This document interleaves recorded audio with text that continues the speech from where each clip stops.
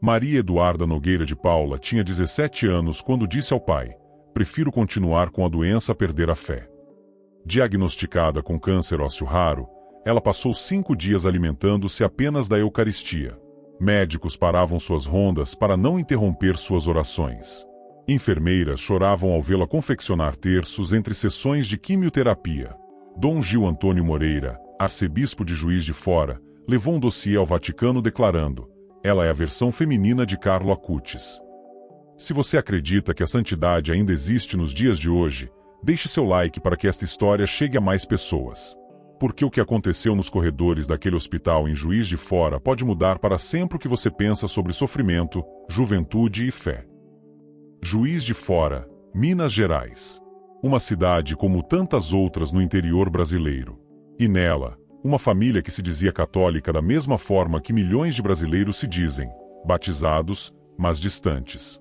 Otacília e Juliano eram o que a própria mãe de Maria Eduarda descreveria anos depois como católicos de IBGE, aqueles que marcam a religião no censo, mas raramente pisam numa igreja. Mas algo estava diferente naquela menina de 9 anos. Duda não apenas queria ser coroinha. Ela insistia, pedia, cobrava dos pais uma coerência que eles mesmos haviam esquecido de viver. Num domingo qualquer, enquanto Juliano trabalhava no bar que era proprietário, ela apareceu com aquele olhar sério que só crianças profundamente sinceras conseguem ter. "Você tem que ir à missa, pai. Não pode ficar sem ir." Não era birra. Não era apenas obediência a uma catequese. Era algo mais profundo, como se aquela criança carregasse dentro de si uma sede que a família toda havia perdido sem perceber. Os domingos começaram a mudar. Primeiro, a presença na missa. Depois, a atenção durante a liturgia. Duda não se contentava com aparências. Ela queria que sua família entendesse, sentisse, vivesse aquilo que ela própria já vivia com uma intensidade assustadora para uma criança. Otacília lembra de observar a filha durante as missas. Enquanto outros jovens bocejavam ou mexiam no celular, Duda estava completamente absorta. Seus olhos fixos no altar. Seus lábios movendo-se em oração silenciosa.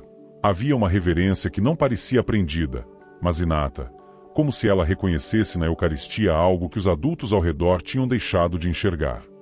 "Ela nos converteu", Otacília diria anos depois. "Nós a batizamos, mas foi ela quem nos batizou de novo." A adolescência chegou trazendo os gostos típicos da idade: maquiagem, roupas bonitas, redes sociais, amigos. Duda era uma menina comum em tudo, exceto numa coisa.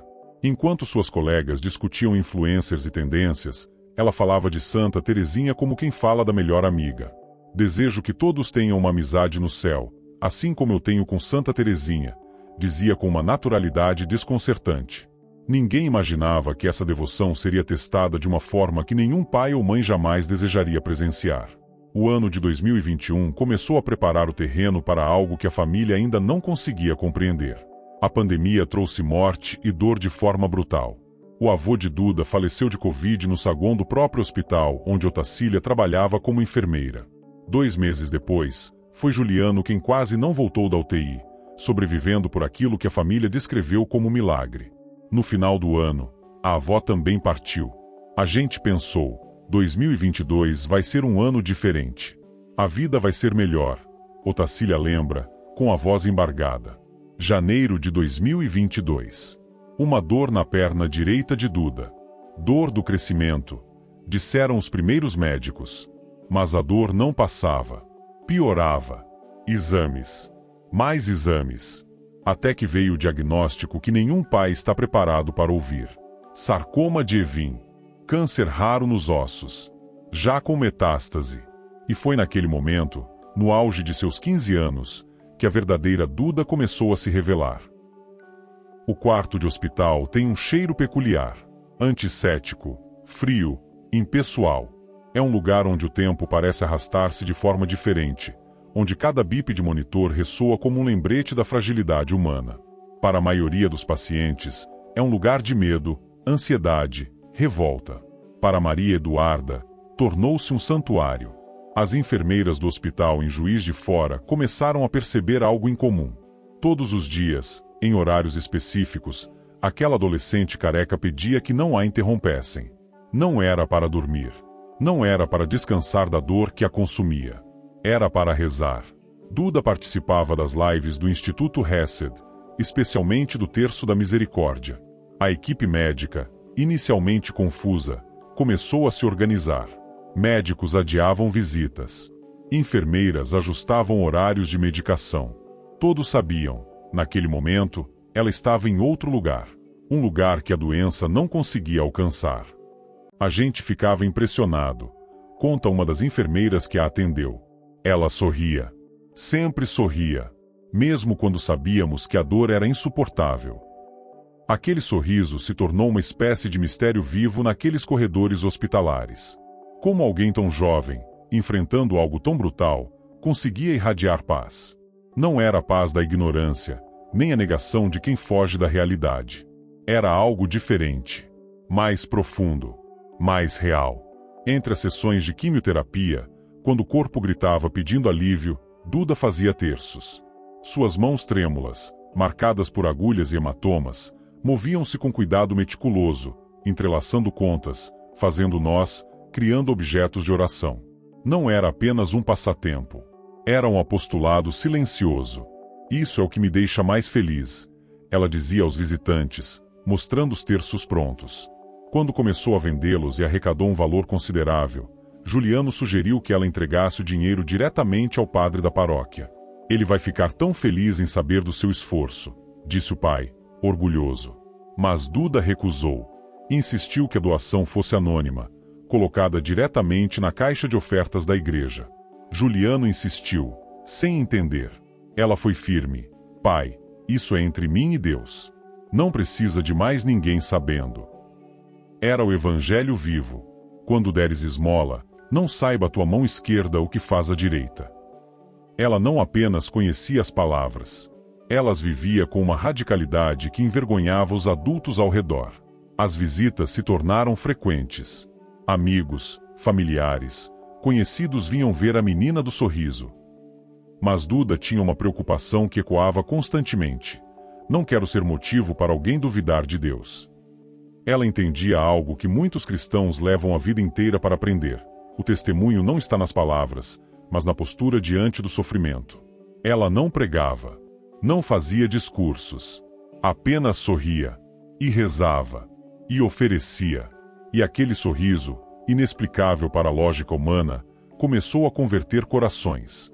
Médicos que nunca haviam rezado começaram a questionar suas próprias vidas. Enfermeiras que há anos não entravam numa igreja voltaram a frequentar missas. Pacientes em outros leitos pediam para conhecê-la, como se a simples presença daquela adolescente carregasse algo de sobrenatural. O corpo definhava.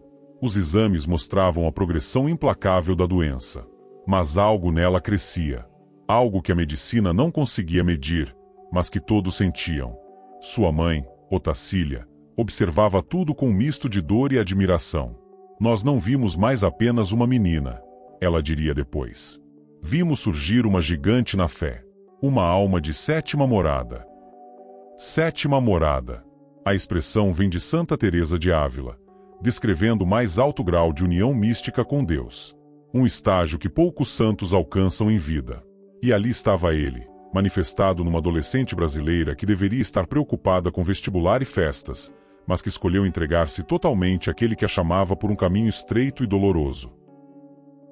A notícia veio como um golpe e uma esperança ao mesmo tempo.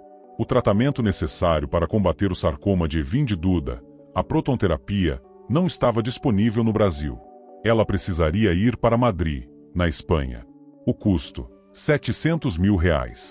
Para uma família de classe média do interior de Minas Gerais, era uma quantia impossível, impensável. Mas Otacília, a mãe, tinha algo que o desespero não conseguiu roubar. Fé absoluta na providência divina. Deus vai prover, ela repetia, como um mantra de confiança.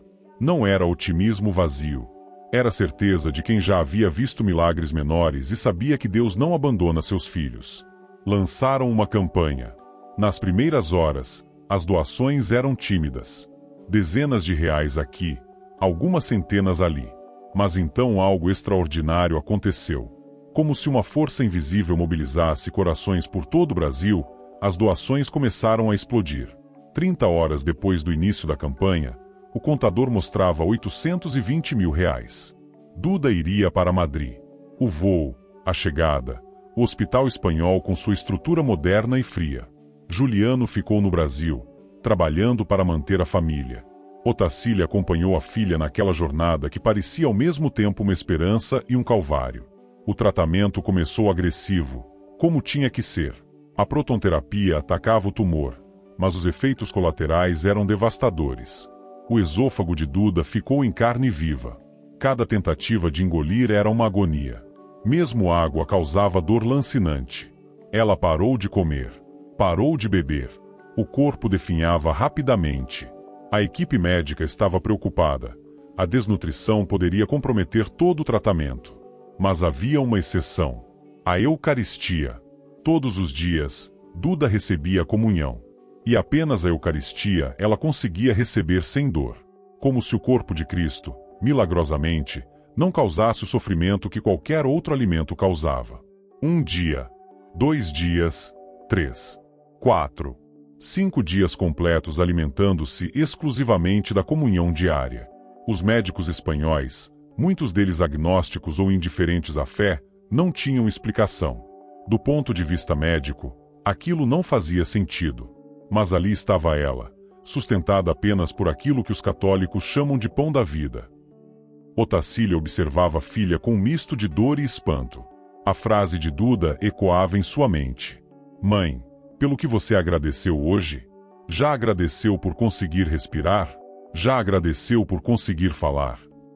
Mesmo naquele estado, mesmo reduzida a osso e pele, Duda continuava ensinando. Continuava evangelizando.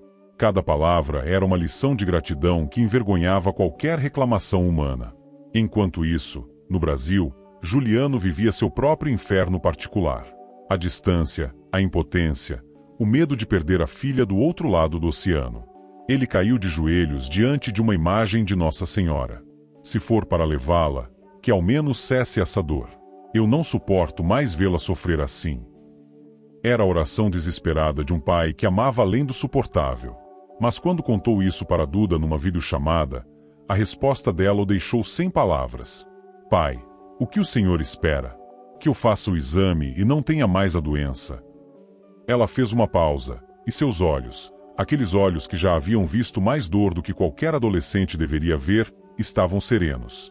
Eu prefiro continuar com a doença e não perder a fé. A gente vai ganhar o milagre, mas vai abandonar a fé. Juliano desligou a chamada e chorou. Não apenas pela doença da filha, mas pela consciência devastadora de que aquela menina de 17 anos tinha uma sabedoria que ele, com o dobro de sua idade, ainda não possuía. Duda havia compreendido o que muitos cristãos nunca compreendem. A cura do corpo é secundária. A salvação da alma é tudo. E se o preço da fé fosse carregar aquela cruz até o fim, ela carregaria. Com um sorriso. Porque ela havia aprendido com Santa Teresinha, sua melhor amiga no céu, Deus permite o sofrimento para os seus filhos mais amados. E Duda sabia, no fundo de sua alma purificada pela dor, que era infinitamente amada. Quando Duda voltou de Madrid, algo havia mudado. Não apenas em seu corpo, frágil, marcado pela doença e pelo tratamento, mas em toda a família. O sofrimento compartilhado havia aberto feridas, mas também havia curado outras, antigas e profundas. Otacília e Juliano eram casados civilmente há anos. Tinham construído uma família, gerado filhos, compartilhado sonhos e lutas. Mas faltava algo. Aquele sacramento que Duda, desde os 9 anos, tentava fazer os pais compreenderem, o matrimônio na igreja. Foi durante uma das internações que o assunto voltou à tona. Não como cobrança, mas como desejo sincero. Duda olhou para os pais, e com aquela voz suave que se tornara ainda mais delicada pela doença, disse: eu queria tanto ver vocês casados na igreja. Não era manipulação emocional. Não era a filha doente usando sua condição para conseguir algo. Era o coração puro de quem entendia que os sacramentos não são meras formalidades, mas encontros reais com a graça de Deus. E ela queria que seus pais experimentassem essa graça da forma plena. Otacília e Juliano se entreolharam. Quantas vezes haviam adiado isso? Quantas desculpas haviam inventado? Não temos dinheiro para uma festa. Vamos fazer quando as coisas melhorarem. Já somos casados no civil, qual a diferença? Mas agora, diante daquela menina que escolhera a cruz com um sorriso, todas as desculpas pareciam vazias. Ridículas até.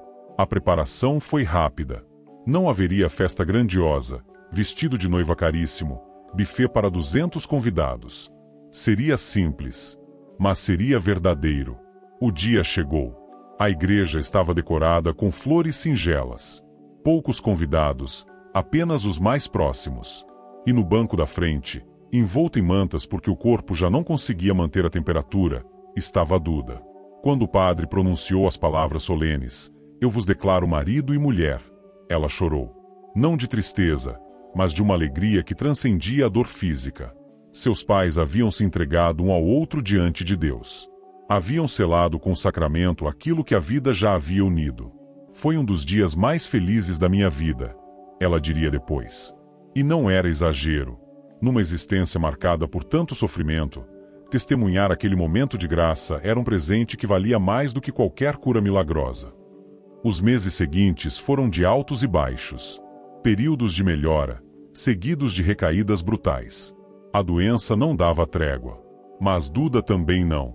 Ela continuava confeccionando terços, rezando nas lives do Instituto Hesed, recebendo visitas com aquele sorriso que já era sua marca registrada. Em seu quarto, guardava com carinho especial uma relíquia de São Carlo Acutis. O padre Fábio Vieira havia trazido da Itália um pedaço de tecido que havia tocado o corpo do jovem santo italiano. Para Duda, não era apenas um objeto de devoção. Era a presença tangível de alguém que havia percorrido o mesmo caminho: juventude, doença, santidade. Ela dormia com a relíquia. Nos momentos de dor mais intensa, quando os analgésicos não eram suficientes e o corpo gritava pedindo alívio, ela segurava aquele pequeno pedaço de pano e sussurrava orações. Carlo Acutis havia dito: a tristeza é dirigir o olhar para si mesmo. A felicidade é dirigir o olhar para Deus. E Duda vivia essa máxima de forma radical. Ela poderia ter se afogado em autocomiseração, ninguém a julgaria por isso. Mas ela escolheu olhar para cima. Sempre. Dom Gil Antônio Moreira, o arcebispo de Juiz de Fora, acompanhava de perto aquela jornada. Ele visitava Duda regularmente, levava-lhe a comunhão, conversava longamente com ela. E em cada visita, saía impressionado. Ela é a versão feminina de Carlo Acutis, ele declarou publicamente. Não era apenas uma comparação romântica. Era um reconhecimento teológico. Aquela menina estava vivendo em odor de santidade. Ali, naquele quarto de hospital em Juiz de Fora, uma alma estava sendo lapidada para a glória eterna. E Dom Gil sabia, o mundo precisava conhecer essa história. Dezembro de 2024. O câncer havia voltado com uma ferocidade que nem os médicos mais otimistas conseguiam disfarçar. As metástases se espalhavam. O corpo de Duda, já tão castigado por anos de tratamento, estava no limite do que a biologia humana consegue suportar. Ela mal conseguia sair da cama. Cada movimento era uma tortura. Os analgésicos mais fortes ofereciam apenas um alívio parcial e temporário. A equipe médica, que havia aprendido a amá-la, sabia que o tempo estava se esgotando. O Natal se aproximava. E Duda tinha um último desejo. Eu preciso ir à missa do galo. Otacília olhou para a filha com o coração partido. Ela sabia o que aquilo significaria. O esforço físico, o transporte, a exposição. Tudo poderia piorar drasticamente o quadro já crítico. Como mãe, ela queria proteger a filha de mais sofrimento. Mas como católica, ela entendia. A Eucaristia não era opcional para Duda. Nunca foi. Era o centro, o eixo, a razão de tudo. E se aquele seria seu último Natal na Terra, ela queria estar onde sempre esteve, aos pés do altar, diante do Santíssimo Sacramento. Vamos precisar de um carro adaptado, disse Juliano, já resignado à determinação da filha. A véspera de Natal chegou. Vestir Duda foi um processo lento e doloroso. Cada peça de roupa parecia pesar toneladas sobre aquele corpo que era pouco mais que osso e pele. Envolveram-na em mantas porque ela não conseguia mais manter a temperatura corporal. Carregaram-na até o carro com cuidado extremo, como quem carrega algo infinitamente precioso e infinitamente frágil. O trajeto até a sede dos arautos do Evangelho foi um calvário. Cada lombada, cada curva, cada solavanco era uma facada. Duda cerrava os dentes, mas não reclamava. Seus lábios moviam-se em oração silenciosa. Cada espasmo de dor era uma oferenda. Por ele a gente faz tudo, ela sussurrou, mais para si mesma do que para os pais. Quando chegaram à igreja, alguns fiéis que a conheciam não conseguiram conter as lágrimas. Ali estava ela, visivelmente à beira da morte, mas com os olhos fixos no altar. O padre Sebastião, amigo próximo da família, celebrava a missa. Quando a viu sentada naquele banco, envolta em mantas, com aquele sorriso fraco mas real, ele teve que pausar por um momento para recompor-se. Durante a homilia, ele não conseguiu evitar. Apontou discretamente para Duda e falou sobre o verdadeiro sentido da fidelidade a Cristo. Sobre o que significa dizer sim quando tudo no corpo grita não. Sobre o amor que vence a morte. Há entre nós, nesta noite, alguém que nos ensina o que é amar Jesus de verdade, ele disse, com a voz embargada. A assembleia inteira sabia de quem ele falava. E muitos choraram. Quando chegou o momento da comunhão, Otacília e Juliano ajudaram Duda a se levantar. Ela mal conseguia sustentar o próprio peso. Cambaleou até o altar, apoiada nos braços dos pais. E quando o padre Sebastião colocou a hóstia consagrada em sua língua, ela fechou os olhos. Por um breve momento, a dor pareceu desaparecer. Por um instante eterno, ela não estava mais naquele corpo destroçado pela doença. Estava em outro lugar. Um lugar sem lágrimas, sem sofrimento, sem morte. Estava em casa. Voltaram para a residência nas primeiras horas do dia 25 de dezembro. Duda estava exausta, mas em paz. Não se arrependia de nada. Valeu cada segundo de dor. As semanas seguintes foram de declínio rápido. O corpo finalmente começou a ceder de vez. Mas a alma permanecia serena, ancorada numa certeza que nenhuma doença poderia abalar. Em 17 de janeiro de 2025, cercada pelos pais, pelos irmãos e pelos sacerdotes dos arautos do Evangelho, Maria Eduarda Nogueira de Paula entregou sua alma a Deus. Tinha exatamente 17 anos. Recebeu todos os últimos sacramentos. Confissão, unção dos enfermos, viático, a Eucaristia dada aos moribundos para a última jornada. Suas últimas palavras foram um sussurro quase inaudível: Jesus, eu confio em vós. E então, silêncio. O quarto de hospital, que por anos havia sido palco de tanto sofrimento, encheu-se de uma paz inexplicável. Os que estavam presentes juraram depois: havia algo diferente no ar. Um perfume suave. Uma presença consoladora. Duda havia partido. Mas algo ficou. Os terços que ela confeccionou tornaram-se relíquias disputadas. Pessoas relatavam graças alcançadas através de sua intercessão. Jovens escreviam nas redes sociais sobre como sua história havia mudado suas vidas. Médicos e enfermeiras que a atenderam mudaram sua forma de ver a fé e o sofrimento.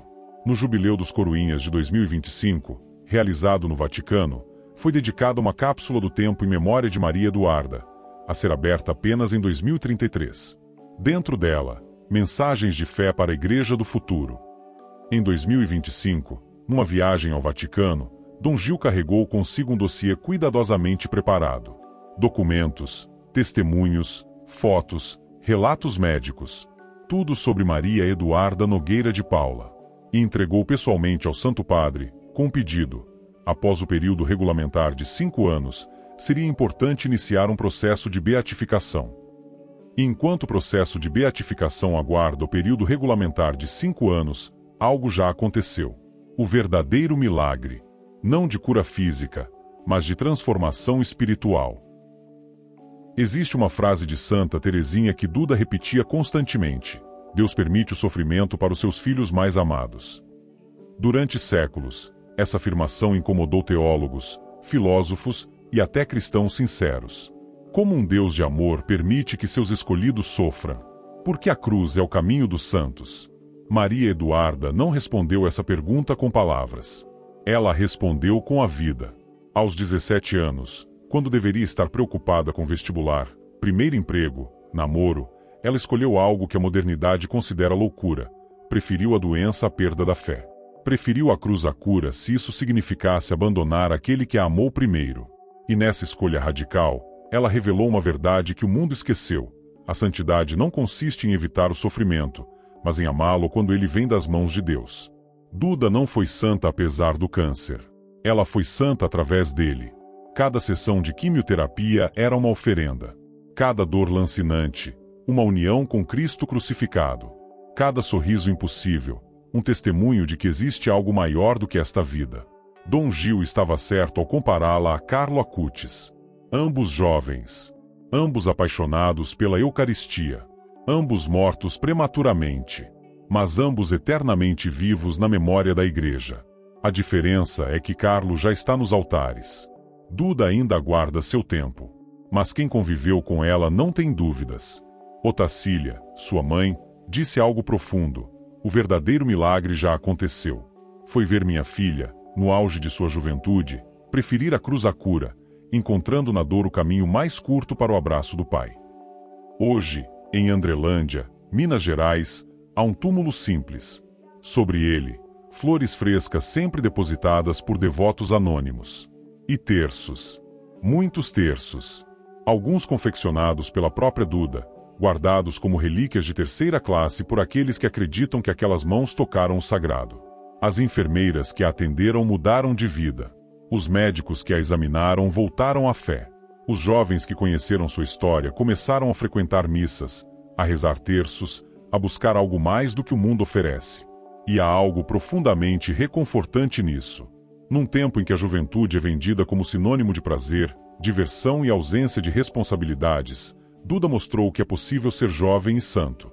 É possível ter 17 anos e entender que a vida não se resume a acumular experiências, mas a entregar-se totalmente. Maria Eduarda não escreveu livros. Não fundou ordens religiosas. Não realizou milagres públicos espetaculares. Ela apenas viveu, sofreu, sorriu e morreu. Mas nesse simples testemunho de fidelidade até o fim, ela fez algo que milhares de sermões não conseguem. Ela nos lembrou que Deus é real, que o céu existe e que vale a pena carregar qualquer cruz se no fim dos tempos ouvirmos: "Vem, serva boa e fiel". Se esta história tocou seu coração, compartilhe este vídeo, porque o mundo precisa saber que ainda existem jovens como Maria Eduarda, que a santidade não morreu, que é possível viver o Evangelho radicalmente, mesmo, e especialmente, em meio ao sofrimento. Deixe nos comentários qual santo você gostaria que contássemos a história no próximo vídeo. Santa Joana d'Arc, São Maximiliano Kolbe, Santa Giana Beretta Molla? Queremos saber. Curta este vídeo, inscreva-se no canal e ative o sininho para não perder as próximas histórias de fé que transformam vidas. E se você está passando por algum sofrimento agora, lembre-se das palavras de Duda: "Não quero ser motivo para alguém duvidar de Deus". Que ela, com seu exemplo e força, nos sirva de modelo de vida. Até o próximo vídeo.